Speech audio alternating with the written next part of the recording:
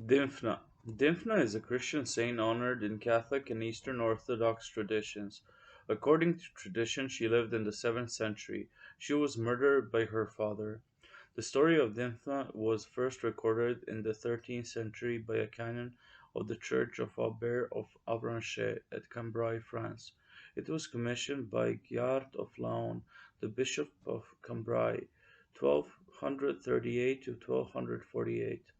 The author expressly stated that his work was based upon a long-standing oral tradition as well as a persuasive history of miraculous healings of the mentally ill.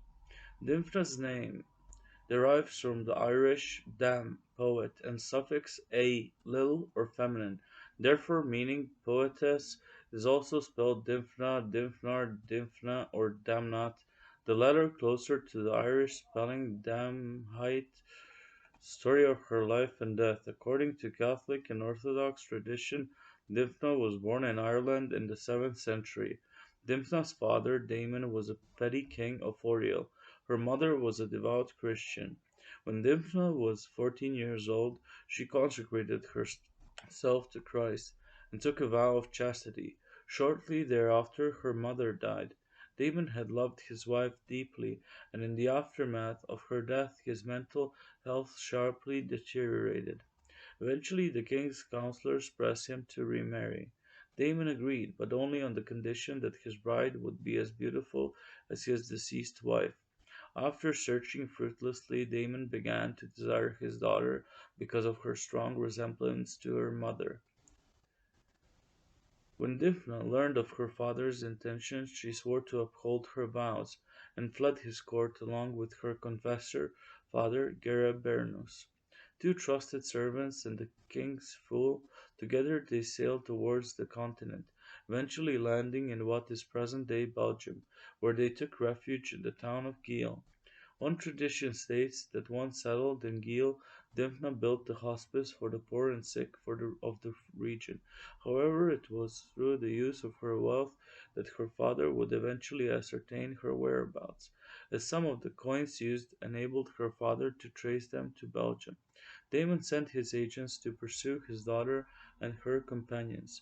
When their hiding place was discovered, Damon traveled to Giel to recover his daughter. Damon ordered his soldiers to kill Gerebernus and tries to force Dymphna to return with him to Ireland, but she resisted. Furious, Damon drew his sword and struck off his daughter's head. She was said to have been 15 years old when she died. After Dymphna and Gerebernus were killed, the residents of Giel buried them in a nearby cave. Years later, they decided to move the remains to a more suitable location. In 1348 a church honoring Dymphna was built in Giel. By 1480 so many pilgrims were coming from all over Europe, seeking treatment for psychiatric disorders that the church housing for them was expanded. Soon the sanctuary for those considered mad was again full to overflowing, and the townspeople began taking them into their own homes. Thus began a tradition for the ongoing care of those with psychiatric conditions that has endured for over 500 years and is still studied and admired today.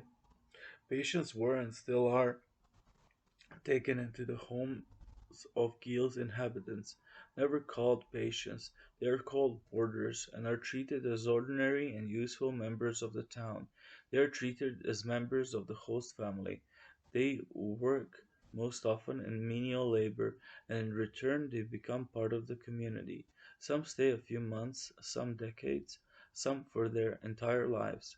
At its peak in the 1930s, over 4,000 boarders were housed with the town's inhabitants.